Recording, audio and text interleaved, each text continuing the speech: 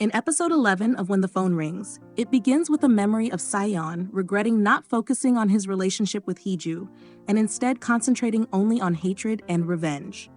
Moments later, Hee-Joo speeds up and crashes into the guardrail, ending up in the river. Se-Eon heads to the location, guided by his phone's GPS. But when he arrives, he doesn't find her. Moments later, Detective Kang calls him, and Se-Eon asks where the car was. Kang responds that unfortunately, the car hadn't been found since it had fallen into the river, handing him one of her heels. Shortly after, Se-Eon's family arrives, and Il-kyung accuses Woo-young, saying that if he hadn't reappeared, none of this would have happened. At one point, Se-Eon notices that Kyu-jin isn't there, so he asks for the cameras to be checked, but nothing suspicious is found. Later that night, Se-Eon sneaks into Kyu-jin's car to check the dashcam, but he finds no files since they had been deleted. He then calls the inspector again, asking him to investigate Kyu-jin's phone. Kang replies that they'd need to get a seizure warrant first. As Se-Eon is about to leave, Kyu-jin appears. Se-Eon questions her about not going to the accident scene, but she replies that she had already lived through the same situation 20 years ago when she was told her son had died in the river.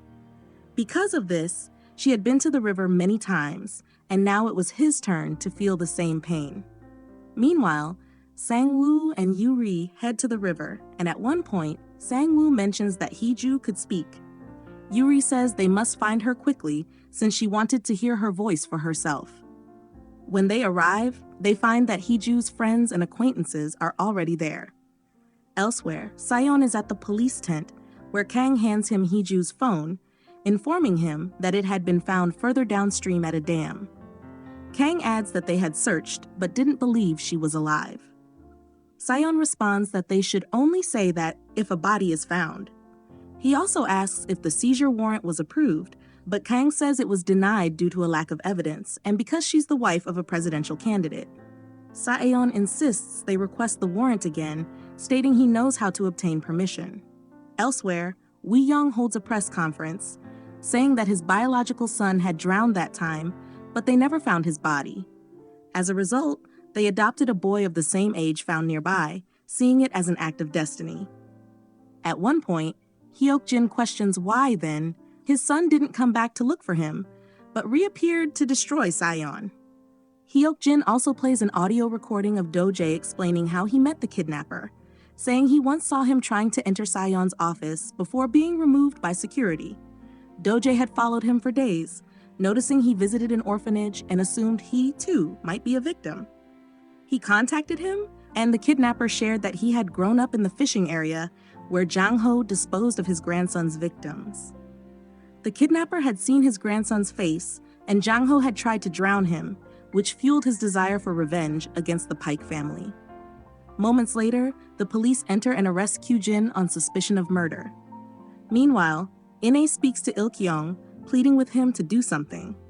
Yeon-hui enters, showing news that Kyu-jin had been arrested for murder, sparking panic that Hee-Joo might be the victim. While Kyu-jin is in the interrogation room, she claims they couldn't arrest her since no body was found. The detective responds that her arrest wasn't about Hee-Joo, but something else, showing her a video of her trying to drown someone. Moments later, Se-Eon enters, saying that days before the grandfather died, he had returned the ring the grandfather had given him, feeling it wasn't right to keep it. The scene then shifts to a recording of Kyu-jin telling him she already knew he had replaced her son with his. She noticed because of how he looked at him with pride and love. She then vowed revenge for not letting her raise and enjoy her own child, as she had to raise his instead. The footage shows her smothering the grandfather with a pillow. Se-Eon demands she confess what she did to Hee-Joo. Kyu-jin replies that if she had kidnapped her, why would she keep her alive?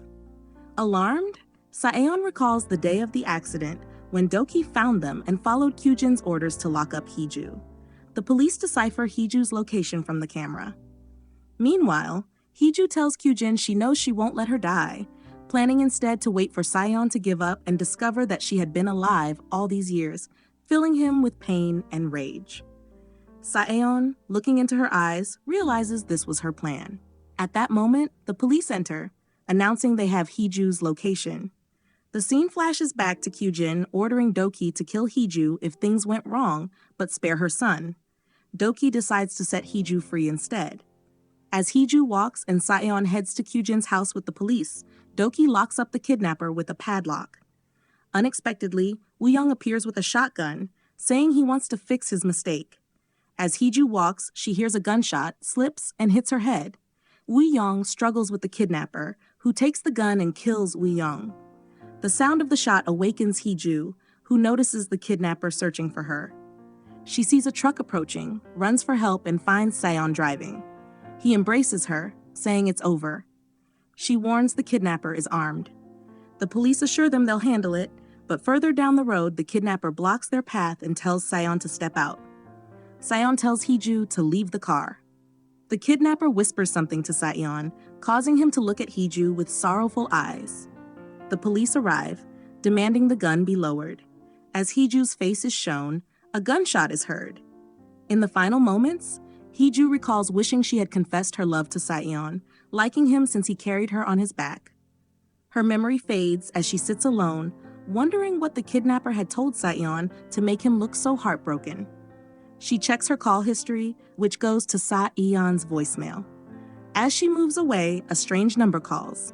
She answers, hears nothing, and says, "Is that you?" Remember to subscribe, like, and hit the notification bell for more on this drama. See you next time.